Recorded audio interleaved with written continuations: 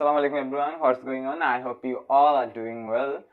In today's video we are going to learn how to make sentence using who and whom. So let's get started. Who এবং whom এই দুইটা who এবং whom দিয়ে আমরা কিভাবে অনেকগুলো সেন্টেন্স মেক করতে পারি আজকে এই জিনিসটাই আমরা দেখার চেষ্টা করব। সো শুরু করা যাক। তুমি কে, হু আর ইউ। তাহলে আমরা কে যখন বলতেছি তখন আমরা হুটা ইউজ করতেছি। এই জিনিসটা আমরা অনেক বেশি ইউজ করে থাকি, সেটা হচ্ছে তুমি কে, হু আর ইউ। আচ্ছা, তাহলে হুম মানে হচ্ছে কাকে।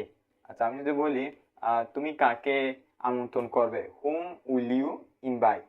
তাহলে কাকে যখন বলতেছি আমরা তখন আমরা ইউজ করতেছি হুম।